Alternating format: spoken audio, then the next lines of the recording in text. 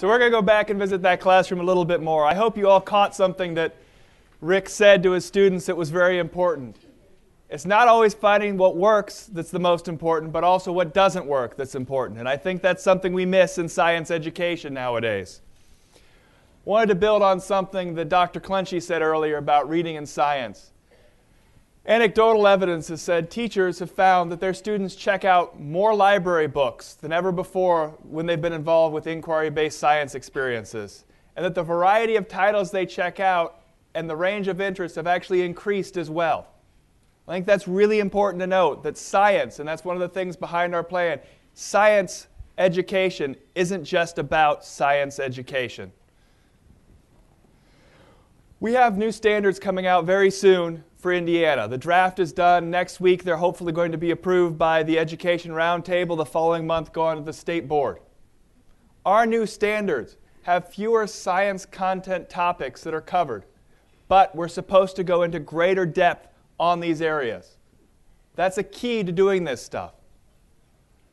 Students are going to work to develop their own questions and design their own investigations. They're going to develop skills that we talked about that they haven't developed before: observing, collecting evidence, making predictions. It's going to be interdisciplinary, which again, as I just said beforehand, science isn't only about science. Science is about reading and writing, about math skills, communication skills. It's about working in teams and in groups. We have this great momentum in Indiana for the new tech high schools. These are the same concepts that are involved at the high school level are involved in this science program. We want to build those skills in our students so that when they get the opportunity to go to this wonderful project-based learning experience or to any other classroom, they have the skills they need to succeed there and to succeed in the workforce. Next slide, please. The curriculum in these research-based kits, if you haven't seen them before, pretty much everything a teacher needs is in there. However, we do want to build on those so we have more of the literacy piece that Dr. Clenchey talked about. The exercises built in and the pieces build upon one another. They usually last 8 to 10 weeks depending upon the time frame that you have. There needs to be journaling with every lesson. There needs to be reading with every lesson. However, these kits, once you use them once, have to be refurbished. That's a very important piece. When you use the consumables, they're consumables. They're gone. You need to have a way in place to get it refurbished for the teachers and not necessarily relying on the teachers to do it themselves. Having been a classroom teacher and at a high school, there wasn't a lot of free time. Having been a district administrator and walking through an elementary classroom, I had it easy.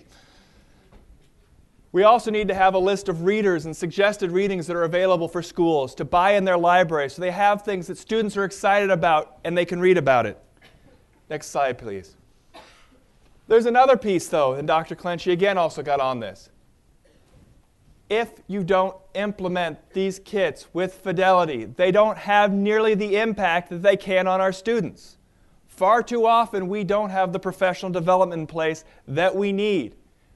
What this research done by O'Donnell from George Washington said, teachers with high fidelity of implementation have a much higher rates of student success compared to students in traditional classrooms. Those who don't have significant change.